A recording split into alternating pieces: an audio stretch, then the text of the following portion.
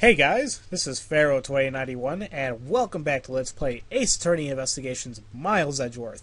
Last time we left off, we were going over the evidence that was going to be transferred to us now that we're the new prosecutor in the case, and we learned a good amount of information, including that Yadagrasu's key is actually a blade. It's the knife, so it's like a weird trick to it, and it seems like we're missing a piece of evidence, and it's the surveillance videotape for when the moment of the murder took place. So it's a little odd. So now we're here back in the crime scene to see if we could find it somewhere. But who is this person?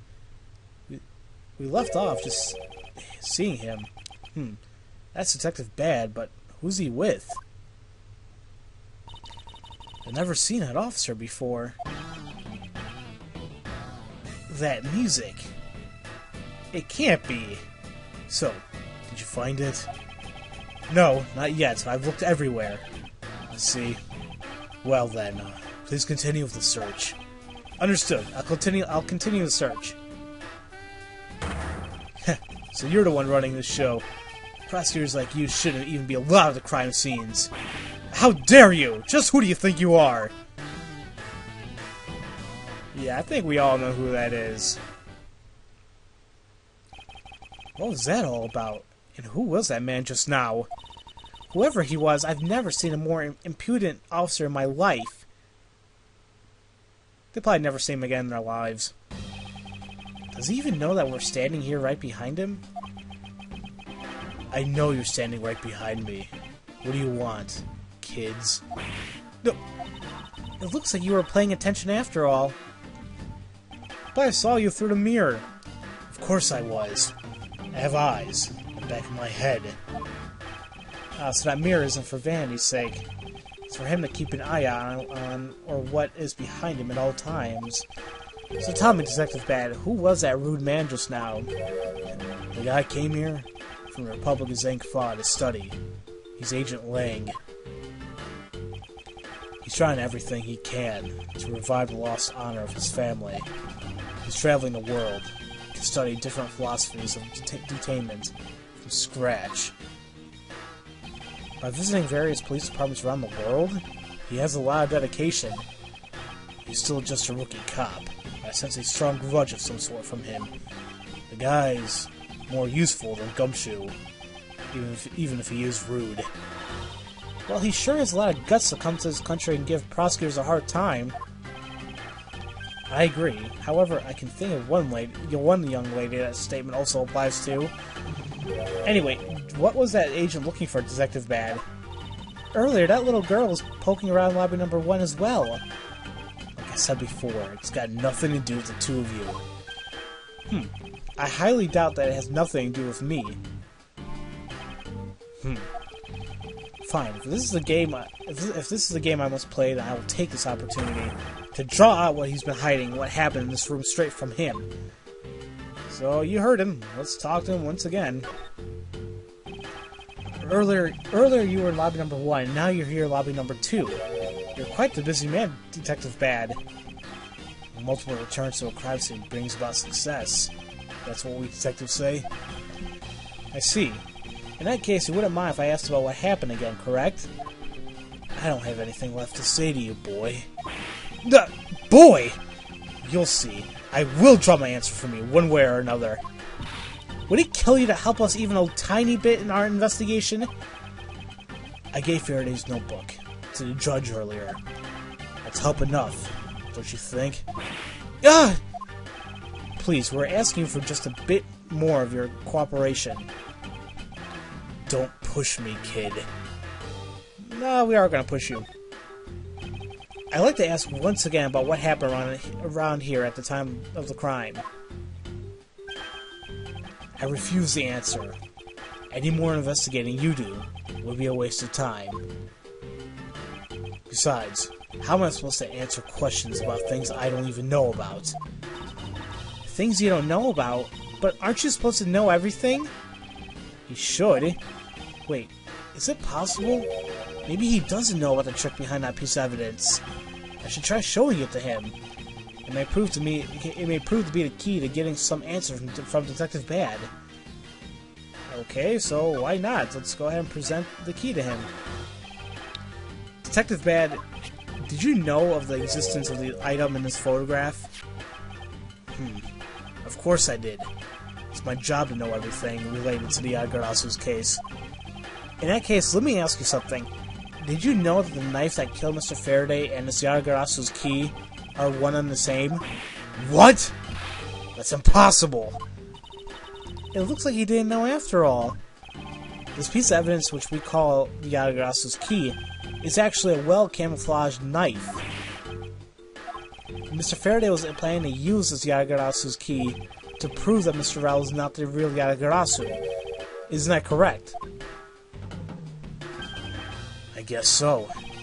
However, Mr. Faraday had no idea that it was in fact a knife. Yeah, I have to admit, neither one of us knew the fact. If neither of us knew, then no one in law enforcement knew either. How did we miss something as big as this? I noticed that since a little while ago you appear to be searching for something. I presume that this key is what you were searching for. Yeah, that's right. And why were you searching for it? Because I promised Faraday. I promised that I'd protect that key with my life. But after he was killed, the key disappeared from Faraday's evidence bag. Who would have thought that the key is what took Faraday's life? Detective Bad, so that we may find the truth, please testify for me once more. Alright, but it doesn't matter how many times I tell you about what happened. Nothing will change. No, well, we need to hear it.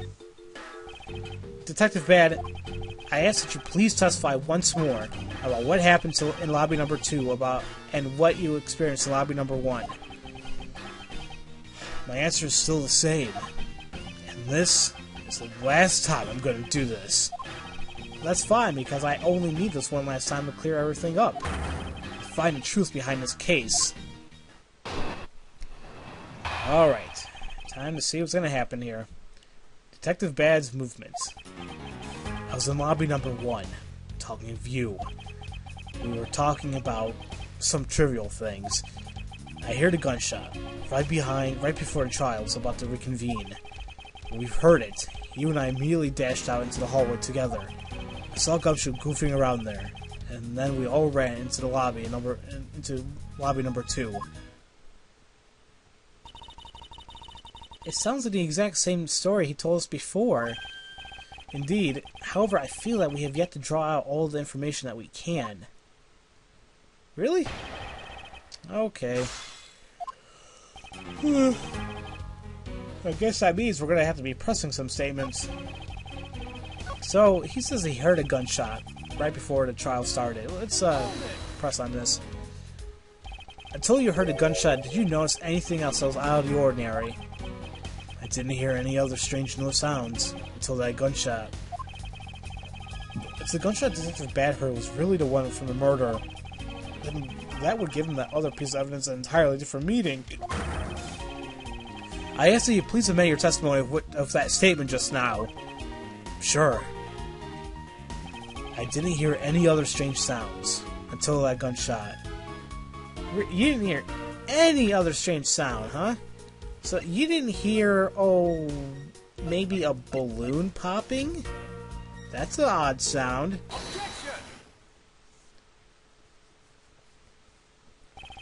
Detective Bad, does this balloon fragment remind you of anything? It's the same color as the one Kay was holding. Oh, so you knew about that girl's balloon? Yeah, I was sitting with her up with her in the gallery.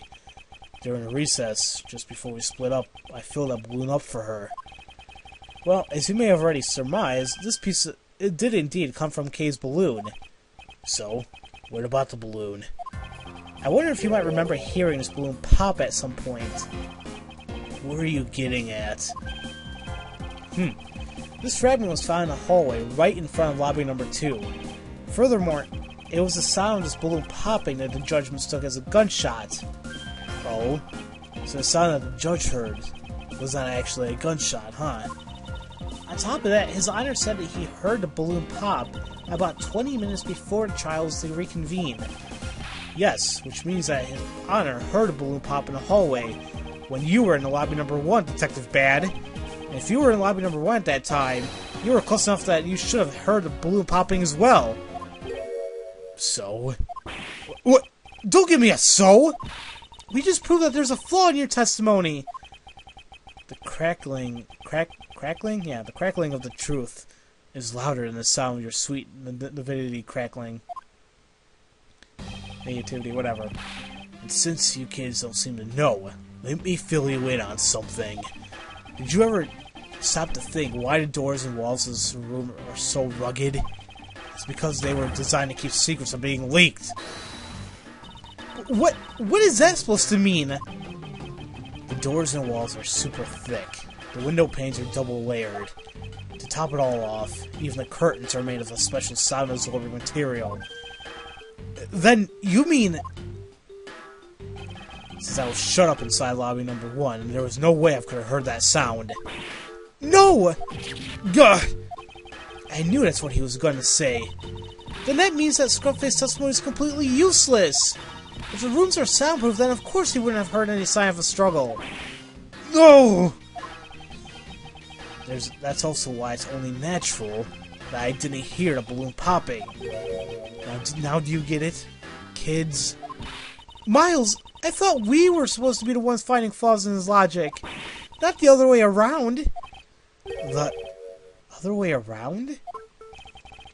It's not possible to hear the sound of a balloon popping if we were in lobby number 1. However, if we examine the situation in reverse, a person standing in a hallway should not be able to hear the real gunshot either. And yet, Detective Gumshoe claims to have heard it while he was standing in the hallway. Detective Bad, if that is the case, how exactly did you hear the gunshot? What do you mean, how? I just did. It would appear that you have yet to realize the contradiction in your own words. Oh? How so? If the rooms are as soundproof as you say they are, then how did the sound of the gunshot enter your ears? I see what you mean. I guess I'm more of it. I guess I'm more out of it from Faraday's murder than I had thought. Which means what exactly, Miles? In the end, what does it all boil down to? It boils down to this. There must be a reason as to how Detectives Bad and Gumshoe heard a gunshot they theoretically couldn't have. It looks like we need to examine the state of the crime scene again, huh? The state of the crime scene. Wait, can it be? Perfume. Okay. Perfume. Oh, wow, TV. I'm yawning again. The surveillance video. The missing piece. The missing video.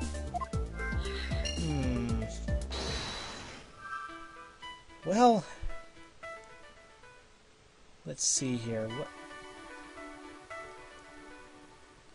Well, the window can go with the smell, I guess. Because it even says the scent of flowers is in the air. And didn't they say that the perfume was like all flowery or something like that? So I believe those two can go together. It's simply not possible for the killer to have escaped through barred windows. And yet the fragrance of the perfume managed to escape from defendant lobby number 1. Of course.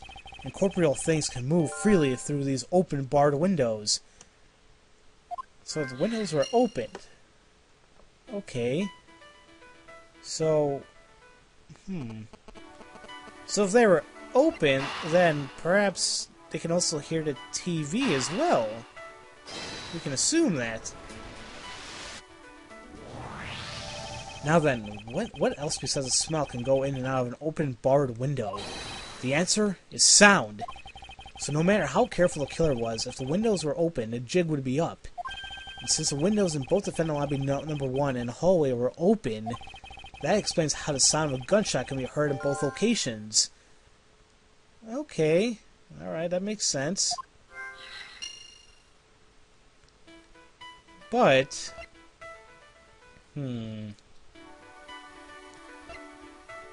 Well, these are only two pieces of evidence logic we got left, and it doesn't seem we can exit, so let's connect these two.